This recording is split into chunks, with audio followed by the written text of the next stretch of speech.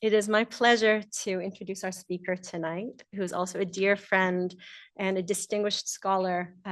Professor Dana Rabin is professor of history at the University of Illinois, Urbana-Champaign, specializing in the history of 18th century Britain, with an emphasis on crime, law, gender, and race.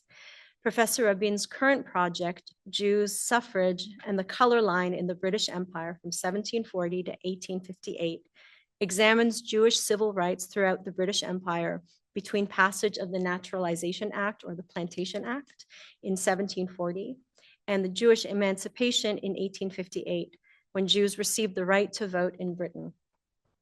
This multi-sited project takes note of the empire's metropole and its colonial spaces, plantation societies, and settler colonies, to study how definitions of race and religion shape the lives of Jews and definitions of Jewishness and whiteness.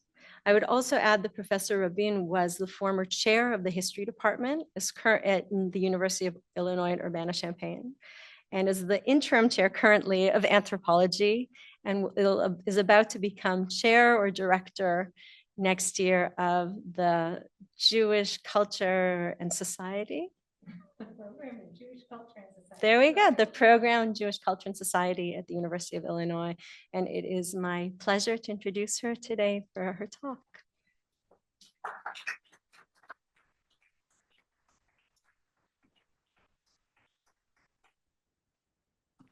Hi, good evening. Thank you, Rona, for that beautiful introduction.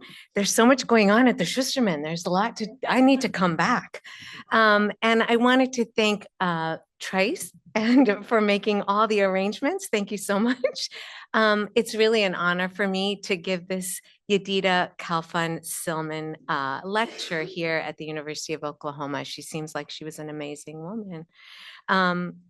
I'm thrilled to speak to you tonight about Sephardic communities in the Caribbean in the 18th and 19th centuries. So my interest in the topic began with the seemingly very simple questions. How did Jews end up in the early modern Caribbean? Number one. And what was life like for them in the British Caribbean? And I'm a British historian, so that would be my focus. And what does whiteness have to do with it? So my key studies tonight are from 1820, and each of them drew a lot of attention at the time from contemporaries and caused a lot of concern and anxiety in the Jewish community. The abolitionist movement, which had been initiated and powered by the enslaved, who resisted and revolted and self-emancipated, gathered the attention and support of some of the general public at the end of the 18th century. There were large petitions, there was a sugar boycott, and the trade was abolished in 1807. Slavery would be abolished in the British Empire in 1833. So my two case studies for tonight happen in this very crucial time between 1807 and 1833. People talk about it as the time of abolition, coming emancipation, and there's a lot of uncertainty. For Jews, of course, there was a lot of hope too, but there was a lot of uncertainty. For Jews in the British colonies, the specter of abolition brought a great deal of concern. The slave society they had moved to and lived in and carved out a living in was changing, and no one could tell, no one could predict how that would affect their lives and their status. So their future and that of their children was in flux, and they tried to figure out how to live and align themselves so that they could go on living there. Now, why were they worried, you might ask? In both Barbados and Jamaica, religion was racialized. Jews were not considered white, or I would say white enough, according to the standards of British colonial society in the 18th century. In Britain's Caribbean colonies, Jews were free, but they also faced a mixture of religious prejudices and legal discrimination, including their exclusion from voting. Now, their status was free denizens, and I'll tell you more about that because I'm a legal historian. I'm going to have to linger over that definition for a while, but I'll try not to go on too long. They had a lot of economic opportunities, and they were actually encouraged to to migrate and settle in Britain's Caribbean colonies. Free people of color also inhabited this liminal status in this period between 1807 and 1833. Both of these groups were emerging as sort of claiming their rights as free Englishmen, as movements. And so what you have is these two groups, and this talk tonight is going to kind of look at both. This was a tense time between the two groups. They had always lived side by side. And now they were thrust into what Stan Mervis has called competitive emancipation. In this fraught context, Jewish men and their non-Jewish allies staked the claim to Jewish rights and belonging and asserted their whiteness in comparison and competition with free men of color. One of the ways they did that was in a campaign for suffrage. Representative assemblies in the colonies throughout the British Atlantic were modeled on the British Parliament. The right to vote and hold office was limited and contested. In 1831, following a very lengthy and protracted campaign, Jews finally won the right to vote for members of Jamaica's House of Assembly. Jews in Barbados gained the same right in that same year, 1831.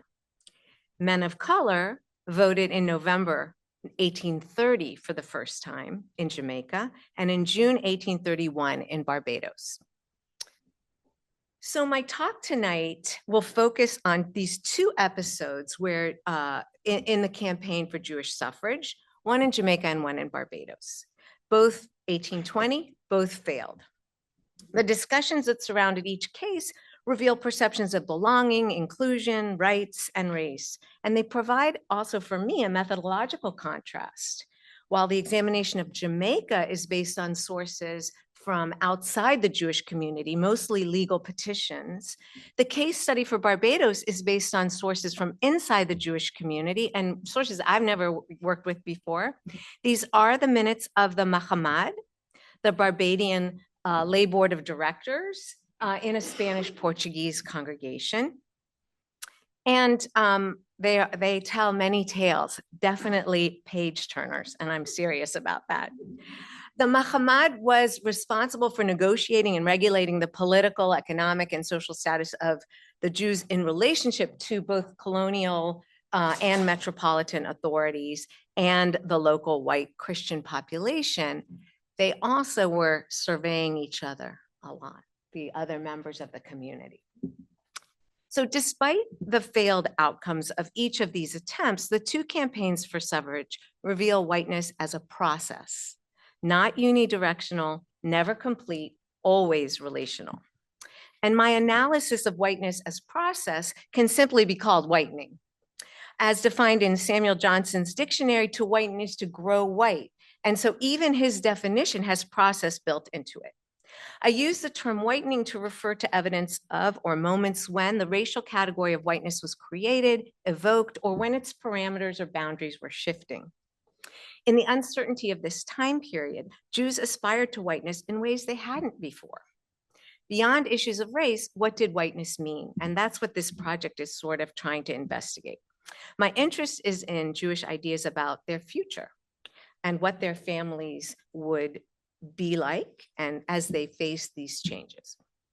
So after a brief discussion of the origin of the Jewish community, the how did they get there question, and the contours of the legal status, I'll turn to the case studies themselves.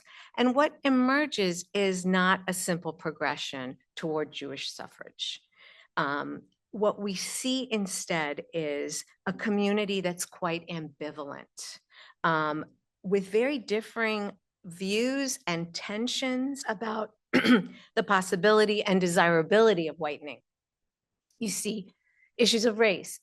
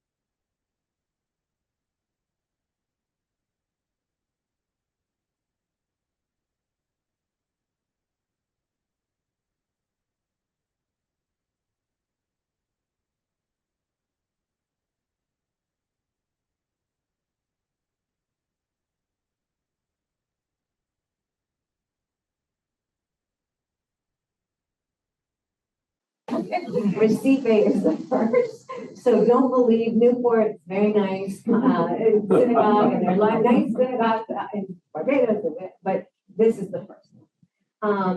So they were in Brazil, and then the Portuguese recaptured Dutch Brazil in 1654, and these Jews had nowhere to go. There was a little bit of a crisis there because the Inquisition is obviously the Portuguese. The first thing they're going to do is reestablish the Inquisition in Brazil, and the Jews who are there are going to have to leave. That's how Jews got to New York in way back. But the other thing that happens in the 1650s is that Oliver Cromwell captures Jamaica from the Spanish in 1655. And so here we have the British Caribbean sort of emerging.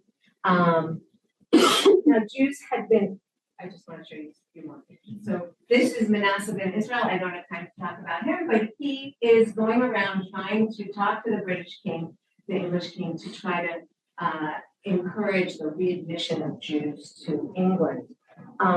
Jews had been expelled from England in 1290, and there was never an edict of return, but the expulsion order was no longer enforced in the 1650s under Cromwell. And then when Charles II comes to the throne in 1660, he's encouraged to re-promulgate the expulsion of 1290, but he doesn't do that.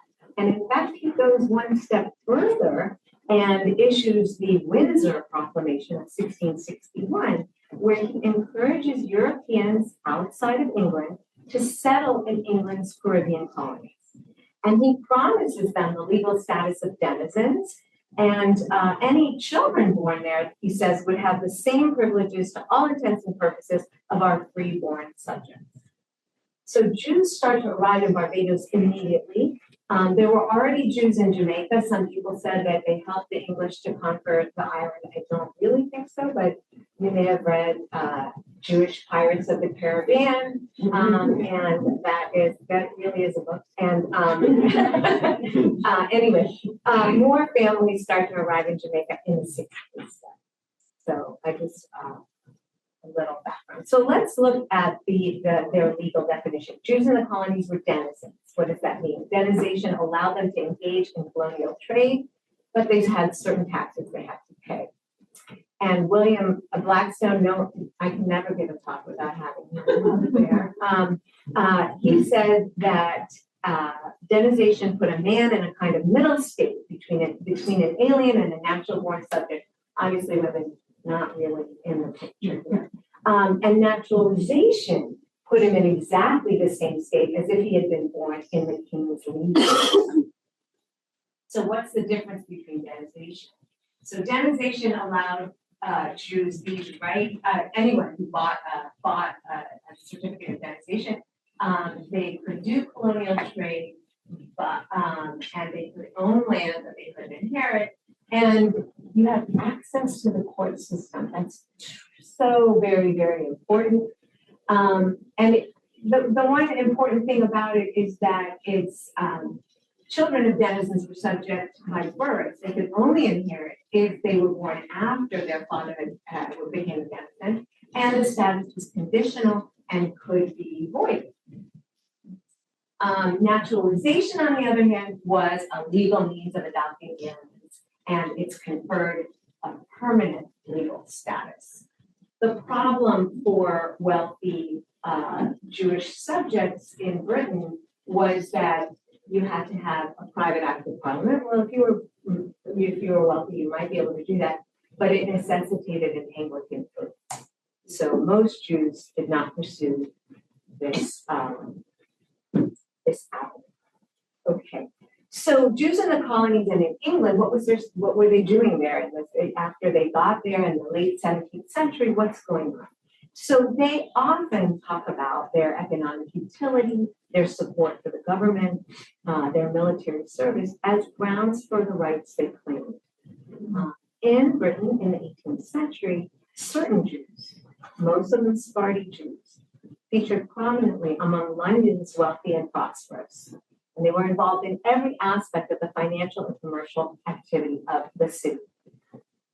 Their commercial networks made a sector of the Jewish population, not all Jews, but international trade agents across the British Empire. Although most Caribbean Jews were impoverished and carved out their livings as they could, taxes on the commodities that were being imported and exported by Jewish merchants and shopkeepers made the British Empire a lot of money and kept the coffers full.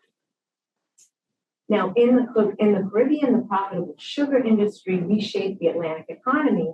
Some Jews owned enslaved people and managed plantations. I would say that was a distinct minority of wealthy men, but others were involved in many of the financial and commercial endeavors that supported the new cash crop economy: shipping, lending, credit, wholesale dry goods and manufacturers, and insurance. So that is how they scraped together their life. What about Jewish suffrage? The governance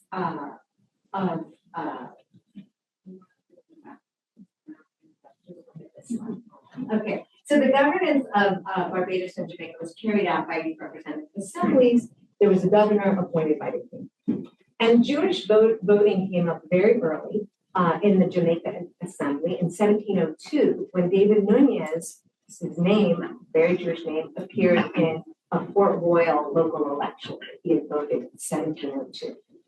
Now then, the next thing, very few sources. So it's like, okay, I skip now to 1711, when the Assembly passed an act for regulating fees, barring any Jews, mulattoes, Indian, or Negro from voting or holding office.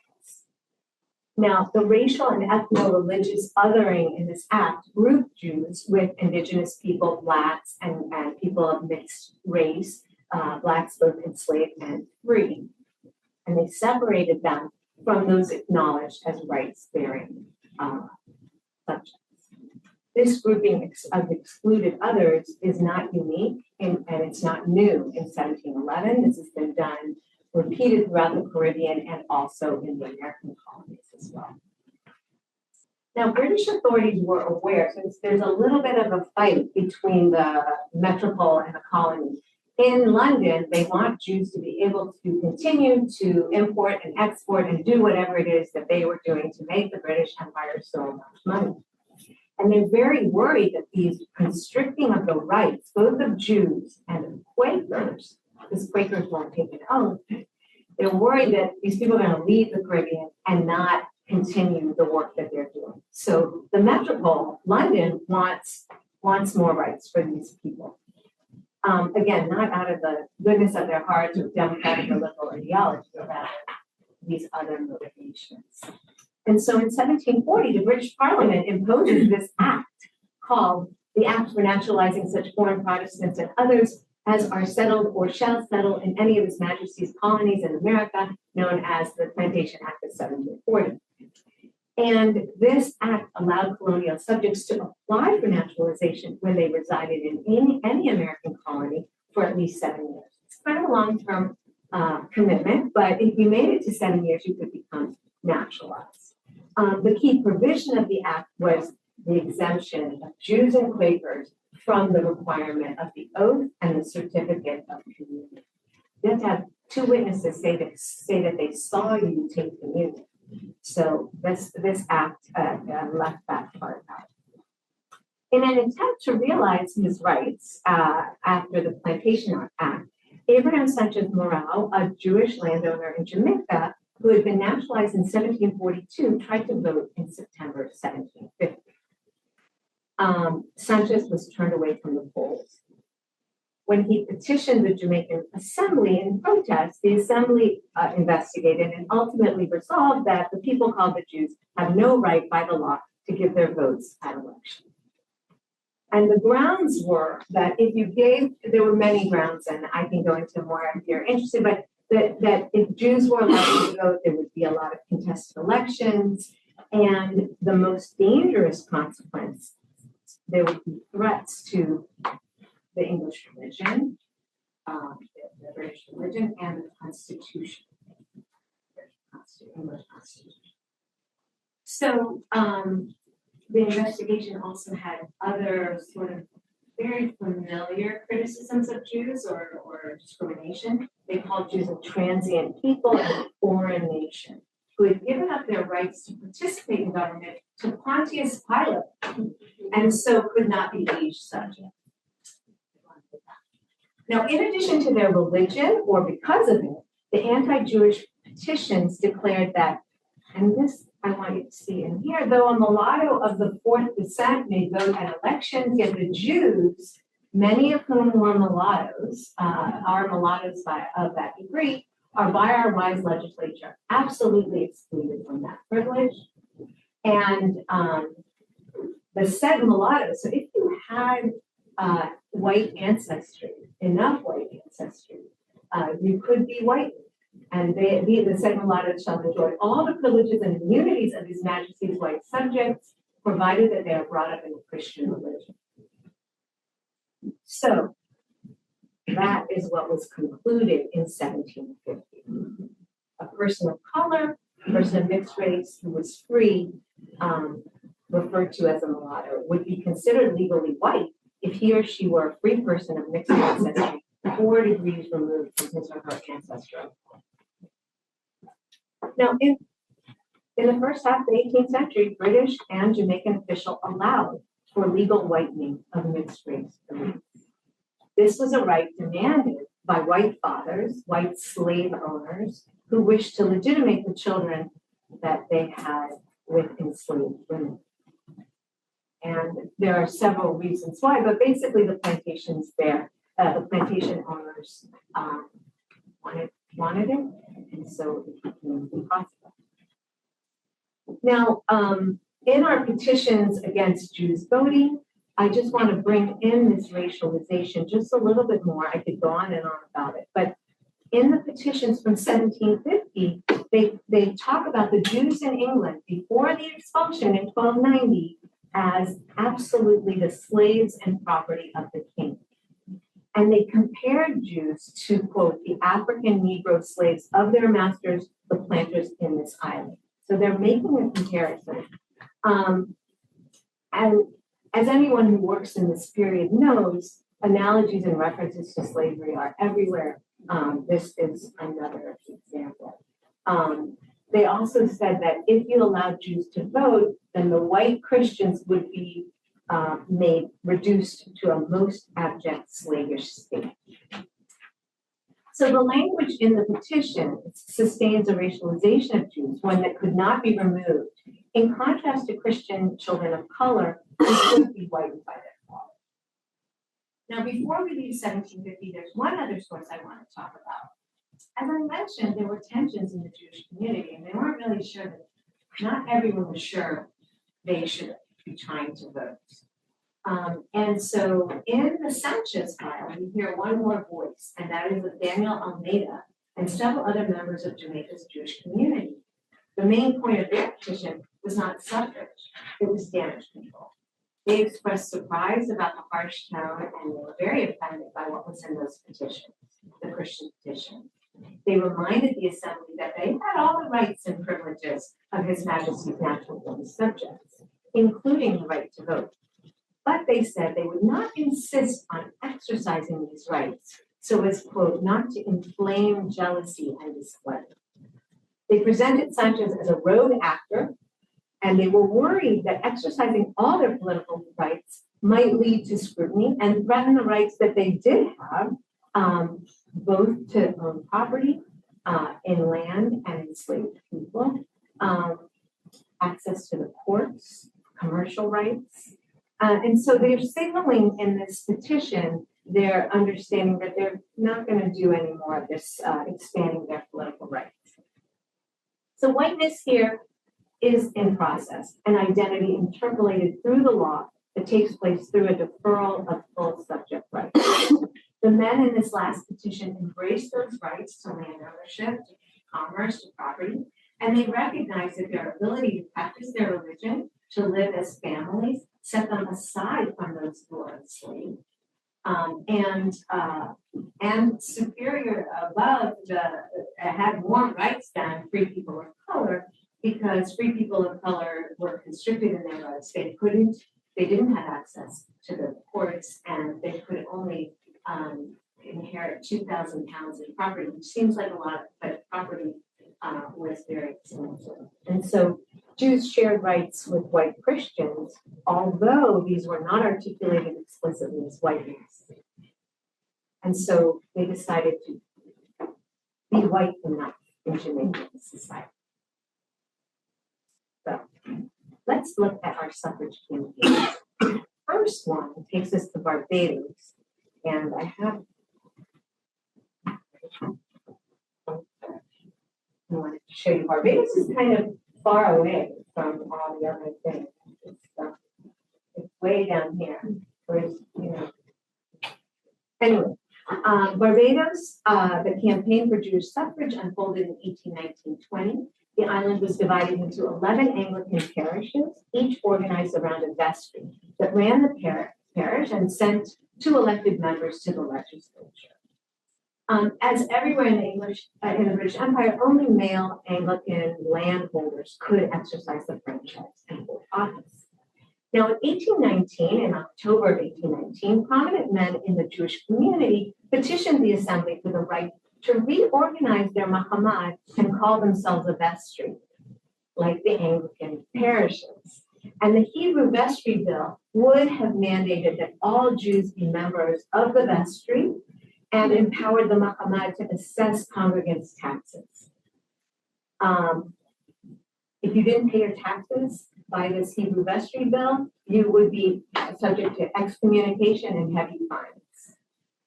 As members of the vestry, wealthy landowning leaders of the community could claim the right to vote and hold office without taking the Anglican oath. And I just want to show you, this is Bridgetown in Barbados, and there is Street, I'm not sure. And then this is, did you see it? Yeah. And then this is a rebuilt. Their synagogue was back in 1654, but it things burned down in the early months.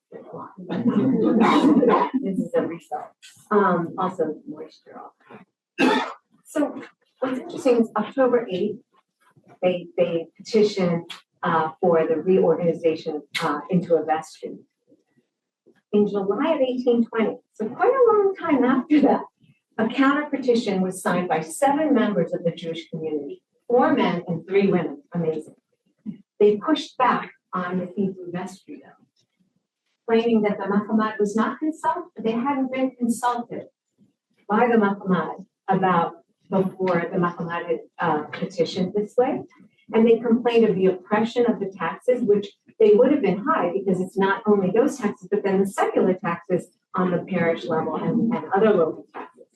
They objected on the grounds that the bill contradicted their religious faith, went against being Jewish, and that it would threaten the established church and England's constitution. They reminded the assembly of the British laws that prevented officials from holding elected office unless they had taken the sacrament in the past year.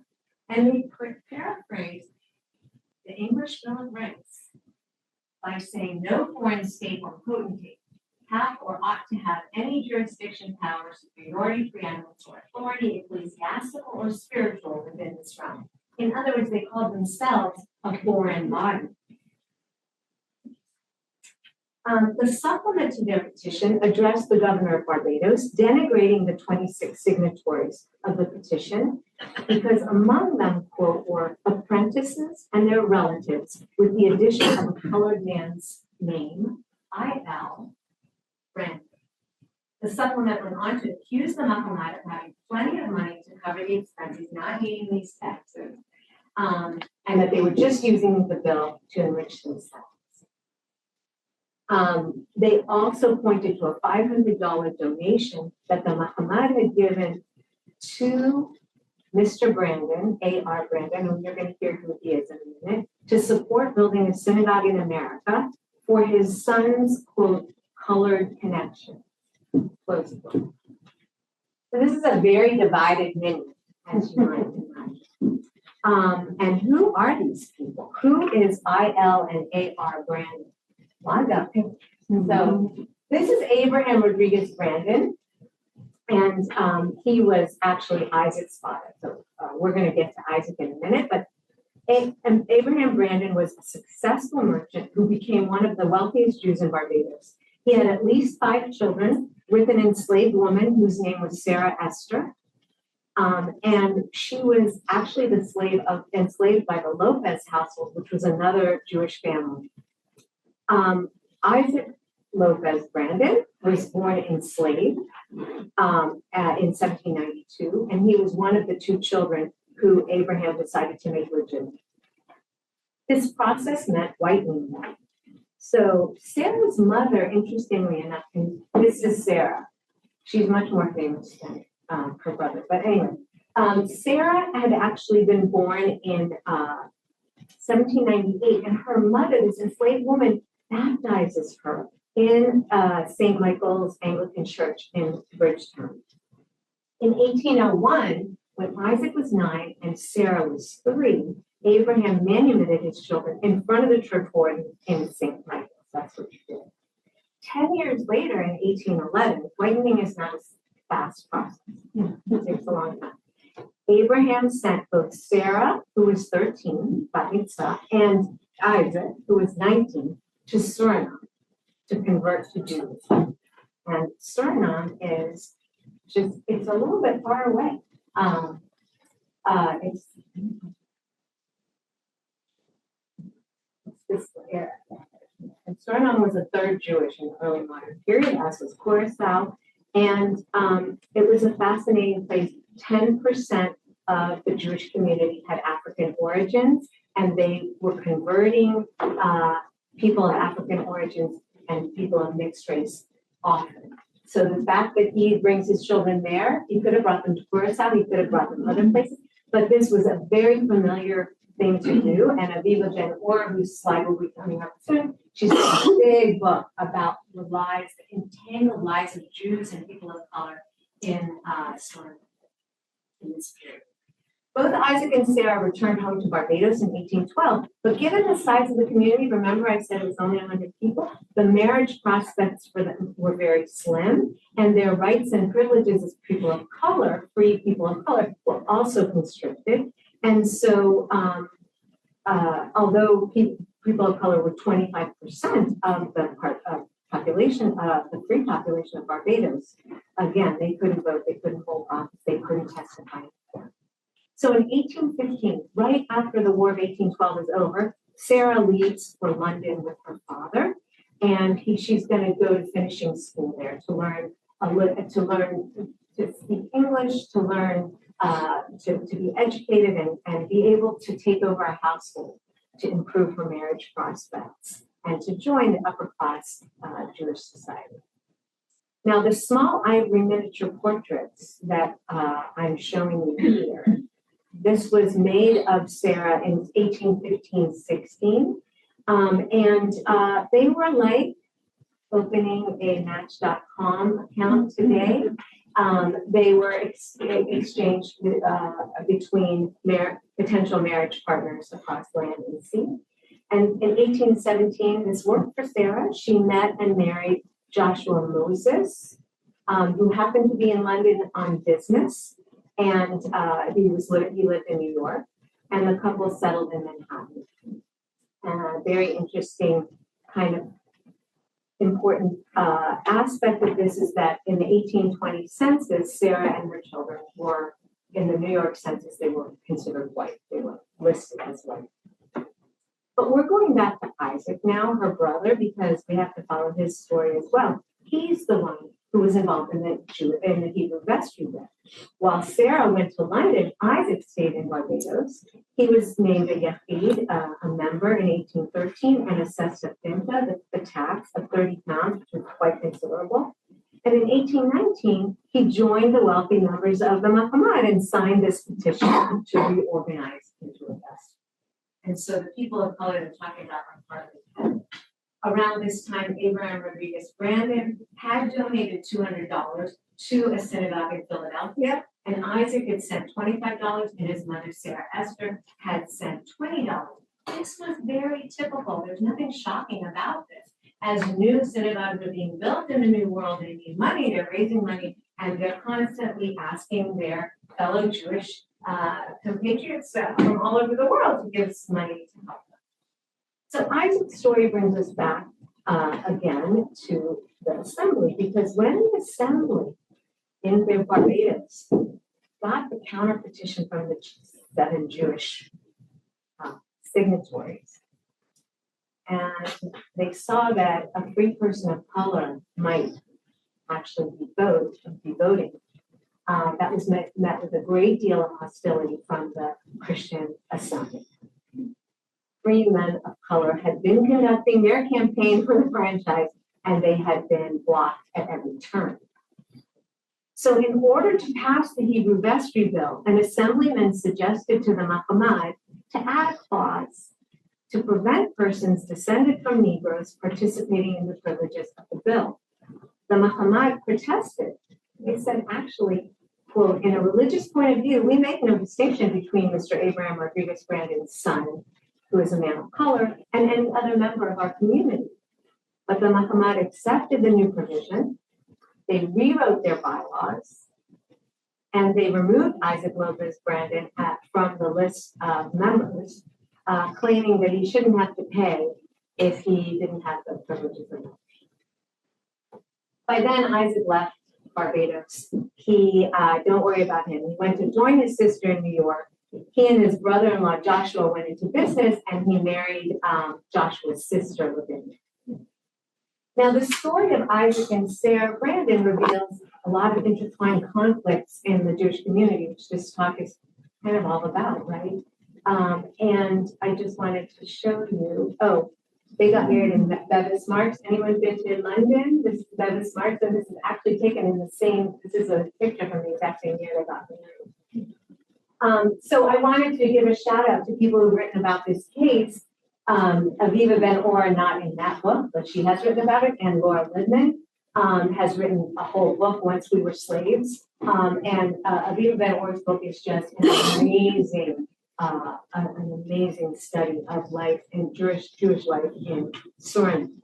Now, they both really talk about class and the resentments of class as the motivations for these 7 people. They also talk about race. I want to offer, they talk more about the resentments of class within the Jewish community. I want to offer an additional interpretation that points to class, race, and respectability. These concerns were all very relevant to whiteness as a process and attention to whitening at work. As noted earlier, in the first half of the 18th century, white slave owners could whiten their mixed race children. And this became more difficult in the second half of the 18th century. But as the abolition movement picks up, there's a resurgence of this practice. And I think it has different motivations in this later period. It's more about a concern of if there is abolition, if there is emancipation of the enslaved people, who will take over governing these colonies. And they want to build a mixed race or white elite. And so I think that's the reason that they allowed for this. And so my colleagues, another shout out to Daniel Livesay, who's written about children of uncertain fortune and this whitening process, and Brooke Newman, Dark Inheritance. She also identified this. And I can tell you why I think it stopped. But anyway, for now, I want to tell you about The Woman of Color, because it's an epistolary novel. It's not a great novel, but an amazing book. Has anyone read it? It's really good. And it's apparently written, scholars believe it may have been written by a woman of color in 1808, the year after the treaty ended. And what's interesting about it is she is one of these biracial women. She goes to England, but then she comes back as an heiress who's going to, she says she's going to save her people and come back to her people. She's going to, participate in the government. So it's not very long. It's only it fits into a class very well. Okay, so let's go to Jamaica, and I promise not to talk too long, but there is another another story here about it. Before we move up to Jamaica, I just want to say that, of course, the resentments were real from these 7 Jewish counter petitioners. They were furious. They were furious at the way in which the Mahamat treated them, the surveillance I talked to you about before, the moral judgment. If they heard that you swore, they weren't going to give you money, or you were going to. I mean, they were very petty. If you look at these minutes, and a lot of these people are scraping by on the charity of the Mahamat. So there was a lot of resentment. And then the fact that the whitewashing of the personal lives of the wealthy could go on at the same time drew a lot of resentment from the poorer white or Jews within Barbados. They called it the hereditary junto, the Mahamat, and they knew they could never be a part of it, no matter how much money they made, because it just didn't have the pedigree. They didn't go back to the earliest Jewish families in Barbados. And so this is, there's speculation that this resentment made those Jews who will, hang on to their status as white for as long as possible, because they had that, they didn't necessarily have class. I don't think class always surpasses race. I think they work together and they co-constitute whiteness. Now, all of this brouhaha came to nothing because even though the bill passed, George IV of England nullified it in 1822. So that's why it wasn't there. So moving on to Jamaica, where we had Lady Hyman, who was the next Jew to try to vote. After 1750, he's the first person, and I can talk about why. I have many theories. But why in 1820? Well, you all know the answer to that already.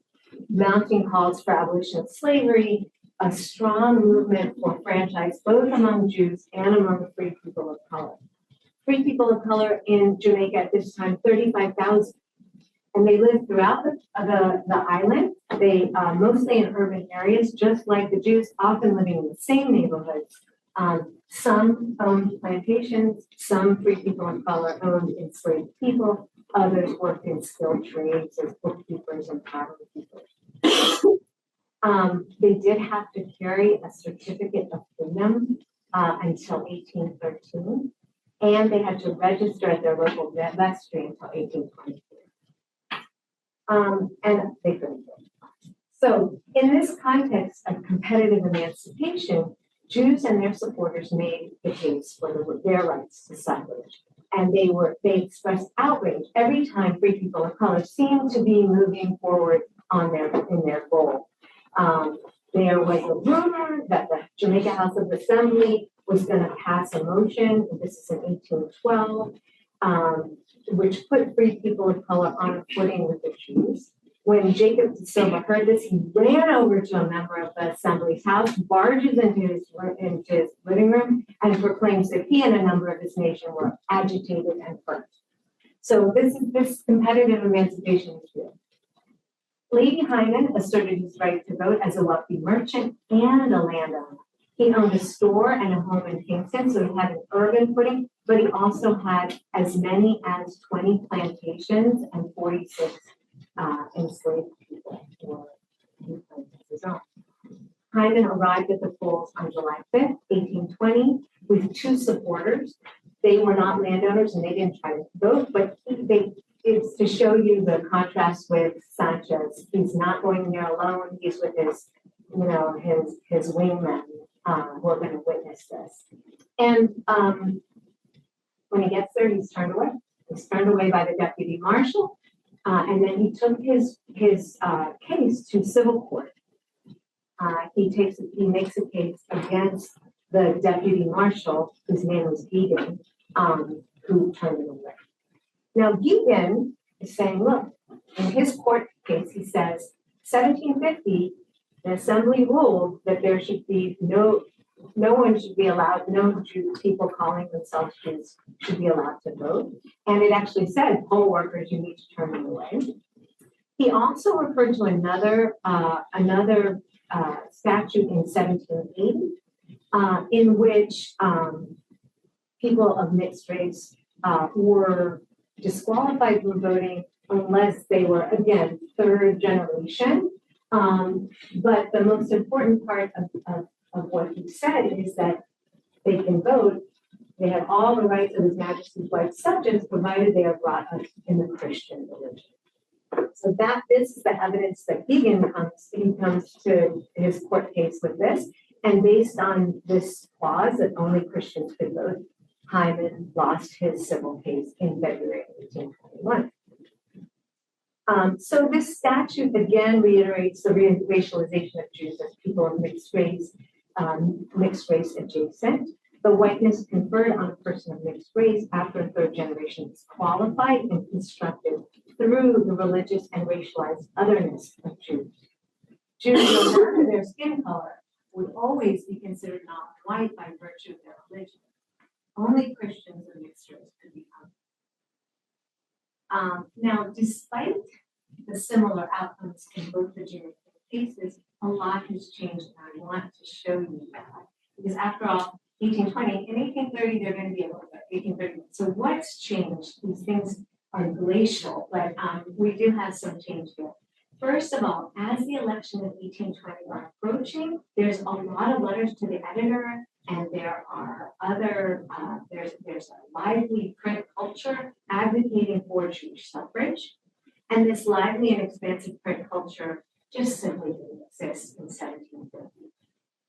Lady Hyman's case, once he tries to vote in a certain way, it's covered in the newspapers, and there are newspaper editorials, letters to the editor that express wider interest and support for the suffrage community. So I think that's interesting. All of it is told to you by the narrative, very long title, of the proceedings of the Jews and their attempt to establish their right to the elective franchise in Jamaica. It was published in 1823 in Belfast, in Ireland. Now, I have to tell you that I'm always a little uncomfortable about this source because he quotes from newspapers that no longer exist, and that's why it's a great source, but I haven't seen them, so I don't know. So I'm a little uncomfortable, but anyway, we have to take him on his word. This is a source of letters. This is a collection of letters purportedly written in real time as things were happening, and he's cut out from the newspaper the things that no longer exist. And he calls himself a gentleman of Kingston. I think he's not Jewish. Other people thought he was Jewish. He writes it to somebody named Malhado, Jewish. And so, some of his best friends are Jewish. But anyway, we can talk about that. But why he advocates so strongly is really the point I want to make. So in 1820, right, July 4th, the day before the election, there's a letter to the editor with somebody who says, please don't risk the calm and unmolested state of our present situation in this island. Don't vote. And the gentleman of Kingston is very censorious about this and thinks that that's really bad and the Jews need to advocate for their right to vote. But that hesitation, it echoes Daniel Almeida, doesn't it, in 1750. Now, I could talk a lot more about this, but what I want to tell you is about this gentleman of Kingston. He claims something outrageous, especially given what I've told you tonight.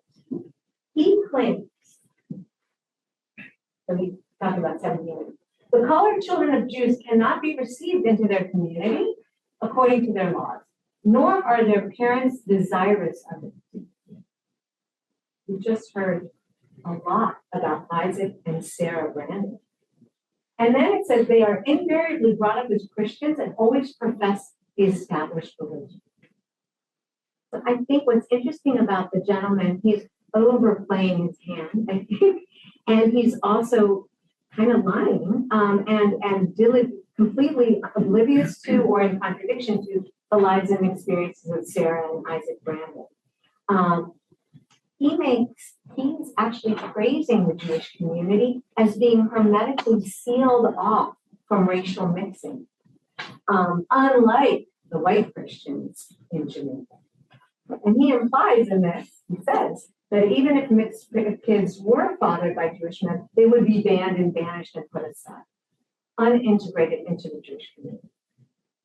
Given the preoccupation of Jamaican whites with the purity of blood, the gentleman of Kingston's assertion about Jews places them in this exemplary category, and there's even unbesmirched whiteness. So here's another version of whiteness that he's coming up with. Translating the principle of ecumenical religious purity into a mechanism of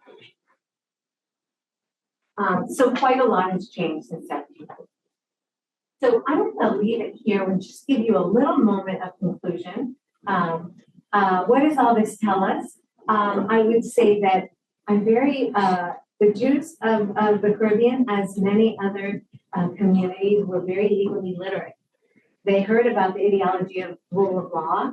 They heard about the French Revolution and the rights of man, and they knew how to deploy the legal instruments and claim their rights, even though they were excluded from them, just as free men of color did as well. So even though they were unsuccessful.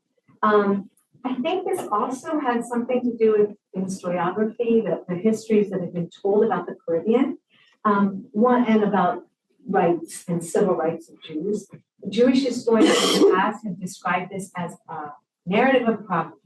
We just keep getting more and more rights. And I want you to see the hesitation and the fact that Jews sometimes embrace their apartness and their difference. And they didn't always want to just rush in.